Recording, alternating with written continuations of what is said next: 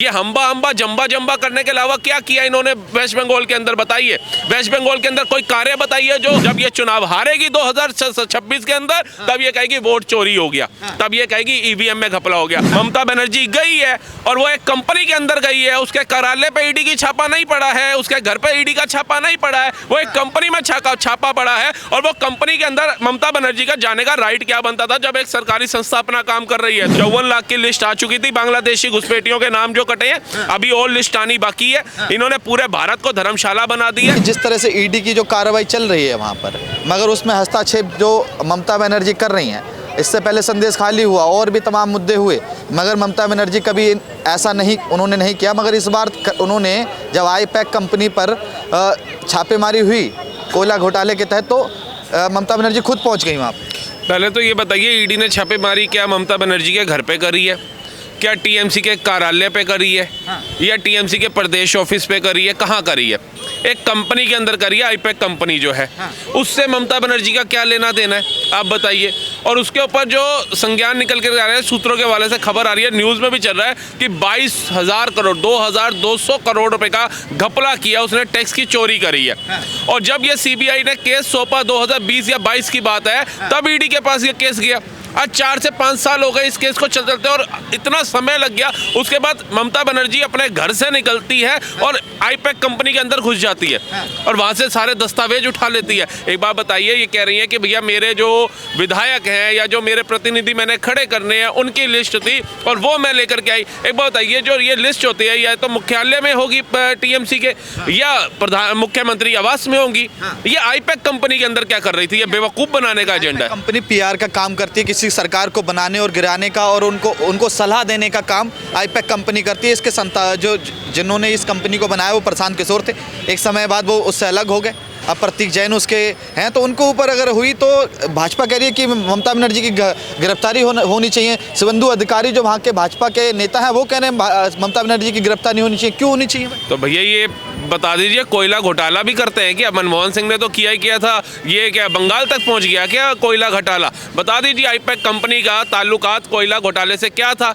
और एक वो मछली बेचने वाला जो माझी है उससे क्या था? बता दीजिए। ममता बनर्जी आकर के बताए ना, मछली बेचने वाला इतना करोड़ोंपति हो गया, फंडिंग दे रहा है इनको, कहाँ से आ गया ये पैसा? और मैं तो कहता हूँ जिस हिसाब से ममता बनर्जी शिकायत लगा रही है अमित शाह जी की, जैसे एक छोटा बच्चा नहीं होता स्कूल में पिटाई करता तो घर आके बोलता है मम्मी मुझे मार दिया था, इसको ठीक करो, या उसके पेरेंट्स को शिकायत लगाता है, तो वो चीज़ कर रही है। और मुझे लगता है वेस्ट बंगाल के अंदर तो ईडी, सीबीआई, आर्मी सब बैन कर देना चाहिए, क्योंकि वहाँ पर तो एक मुक्त सरकार चल रही है। उसको देश घोषित क्यों नहीं कर देती ममता बनर्जी?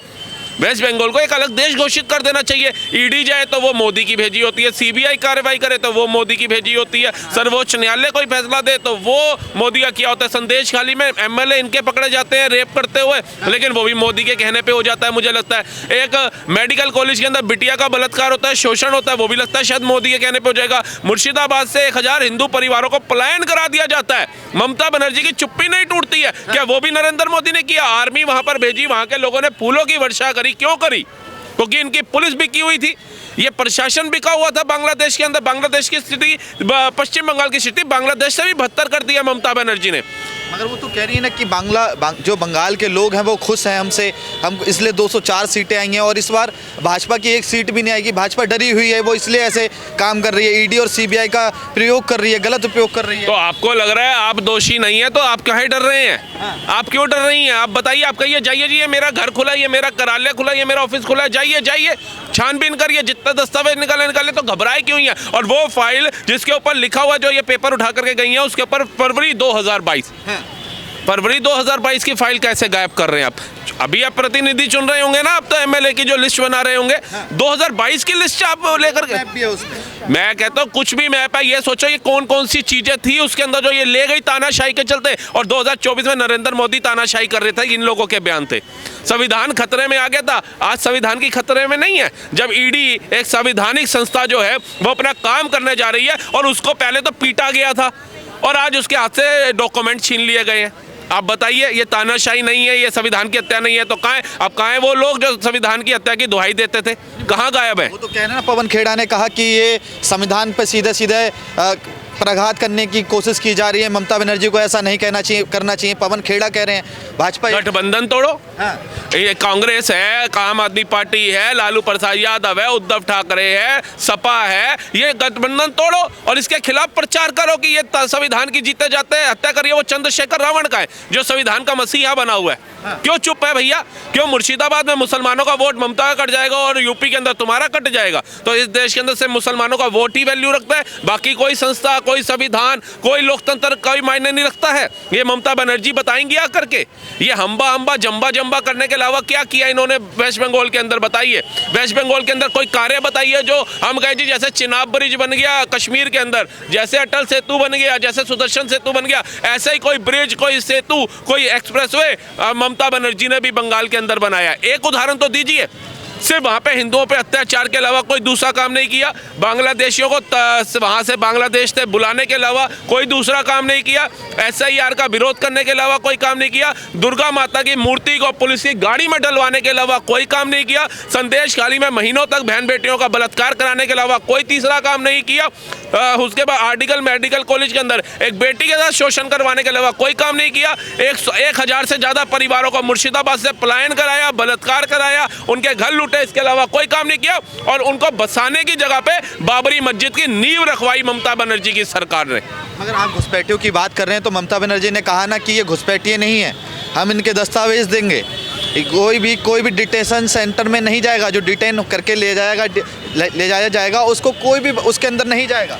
इनके रिश्तेदार हैं क्या? नहीं जाएंगे। ये देश लोकतांत्रिक देश है, संविधान से चलने वाला देश है, तानाशाही वाला देश नहीं है, साउथ कोरिया नहीं है जहां पर वो बैठा हुआ है और तानाशाही चलाएगा और सब उसके मन मुताबिक चलेंगे। अमेरिका नहीं है कि डोनाल्ड ट्रंप जो मर्जी फैसला लेगा और वहां की आवाम सुनती रहेगी। पाकिस्तान नहीं है कि जहां पे उसका तानाशाही प्रधानमंत्री लूट के देश को खाएगा और आवाम सुनती रहेगी। ये भारत है, आजाद भारत है, भगत सिंह का भारत है। इसके अंदर ऐसी तानाशाही नहीं चलेगी जो ममता बनर्जी आज चला रही है। और जब ये चुनाव हारेगी 2026 के अंदर, तब ये कहेगी वोट चोरी हो गया, तब ये कहेगी EVM में घपला हो गया, तब इसको ये नहीं दिखेगा कि 2200 करोड़ के घोटाले करे तुमने कोयले के अंदर। आईपैक कंपनी तुम्हारे को फंडिंग कर रही थी, एक मछली बेचने वाला तुम्हारे को करोड़ों की फंडिंग कर रहा है। तुम्हारे नेताओं के पास इतना पैसा कहां से आ गया? इतना तो आम जनता के पास नहीं आया बंगाल की। जब इनके ऊपर छापेमारी होगी, जब ये कल्प्रिट जेल के अंदर जाएंगे, तब ये रोएंगे कि नरेंद्र मोदी ने कुछ कहा दिया। नरेंद्र मोदी ने आपको नहीं कहा है कि कोयले के अंदर घोटाला करो, 2-2 हजार करोड़ का घोटाला करो। नरेंद्र मोदी नहीं आए आपको बोलने के लिए। घोटाला करने वाले तुम लोग हो। बहन बेटियों का शोषण तुम्हारे राज्य के अंदर हो रहा है और पूर्ण राज्य के अंदर हो रहा है। ऐसा भी नहीं है केंद्र शासित राज्य है कि भैया मोदी की आर्मी है, मोदी की पुलिस है। पूर्ण राज्य है वेस्ट बंगाल। और वेस्ट बंगाल आज की डेट के अंदर ऐसा नहीं चुनाव आ गए 2026 के तो चर्चा में है। आप पिछले 4-5 साल का एक रेशो उठा करके देख लो, ये चर्चा का मुद्दा बना हुआ है वेस्ट बंगाल। जितने बांग्लादेशी आप देखिए, पूरी दिल्ली भरती बांग्लादेशियों से। आप सोचिए उत्तराखंड देवभूमि भर दिया बांग्लादेशियों से। देवभूमि में क्या काम है बांग्लादेशियों का, एक बताओ। कार्रवाई क्यों नहीं कर रही ममता बनर्जी पे? उठा के डाले ना जेल में, लगाए राष्ट्रपति शासन। एक बात बताइए, राष्ट्रपति शासन अभी तो लगाया नहीं किसी राज्य के अंदर। एक कश्मीर में लगा था तो मोदी तानाशाह हो गया था। सबको लग रहा था संविधान की हत्या हो गई है इस देश के अंदर। लेकिन अभी ममता बनर्जी को डालेंगे तो ये फिर कहेंगे चुनाव को 3 महीने रह गए, ममता बनर्जी को जान के जेल में डाल दिया, राष्ट्रपति शासन लगा दिया। ईडी कार्रवाई करी है, सबूत लेकर के आ रही है। ये चक्की पीसेंगे और बहुत अच्छे से पीसेंगे। जैसे कलमाड़ी गया था ना जेल के अंदर, वैसे ही ममता बनर्जी जेल में जाएगी। लालू प्रसाद यादव गया, किसने? कांग्रेस नहीं तो भेजा था, मोदी थोड़ी ना था जो आज बेल पे बाहर बैठा हुआ है। ये राहुल गांधी, सोनिया गांधी बेल पे बाहर है। असली संविधान की हत्या तो ये लोग कर रहे हैं। एक आम आदमी किसी को थप्पड़ मार देता है, उसे 14 दिन की हिरासत में भेज देते हैं। ये हजारों करोड़ के घोटाले करके आजाद पंछी की तरह घूम रहे हैं। एक गरीब ठेला लगा देगा, ये जितने लगे हैं इनसे अभी आ जाएंगे हटाने के लिए, किसकी परमिशन लिया? और वो देखो हजारों करोड़ के घपले करके बैठे हैं और ओपनली सरकारी अफसरों से फाइलें खींच करके भाग रहे हैं। आप बताइए ये क्या संविधान बहुत अच्छा चल रहा है भारत का? कोर्ट में इसकी सुनवाई थी तो कह दिया गया कि इसकी सुनवाई अब 14 तारीख को होगी। इस फैसले को स्थगित कर दिया, मतलब एक जगह स्थायी कर दिया है। अब इसको 14 तारीख की इसकी सुनवाई होगी। और क्या लग रहा है कि ईडी का पक्ष ज़्यादा भारी रहेगा या ममता बनर्जी का? क्योंकि ईडी ने कहा है कि ममता बनर्जी चोर हैं।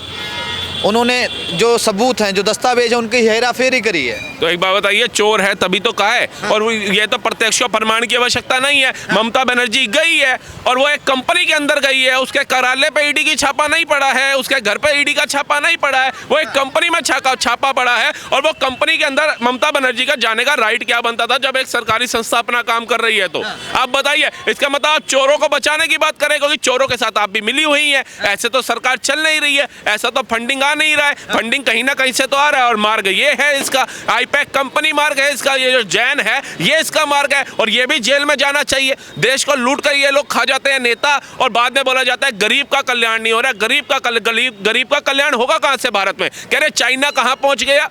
भारत के 1 साल बाद आजाद हुआ था तो चाइना में ना नेता जो है ना घूसखोरी नहीं करते हैं, भ्रष्टाचार नहीं करते हैं। और जो भ्रष्टाचार करते हैं उनके पक्ष के अंदर कोई विपक्षी नेता आकर के नहीं खड़े होते हैं कि नहीं नहीं ये तो हमारा गठबंधन का, इसको छोड़ दो, और तानाशाही हो रही है। ऐसी चीज नहीं चलती है, ठीक है? यहाँ पे ही चलती है भारत के अंदर। मगर देखा जाए कि जिस तरह से अब जो प्रक्रिया सामने आई है, जैसे अमित शाह भी कुछ दिन पहले बंगाल गए थे, तो ममता बनर्जी ने कहा कि अगर हम अपने पे आ गए तो होटल से भी बाहर नहीं निकलने देंगे। हाँ, ये देश के गृह मंत्री को कैद करेगी धमकी दे रही है।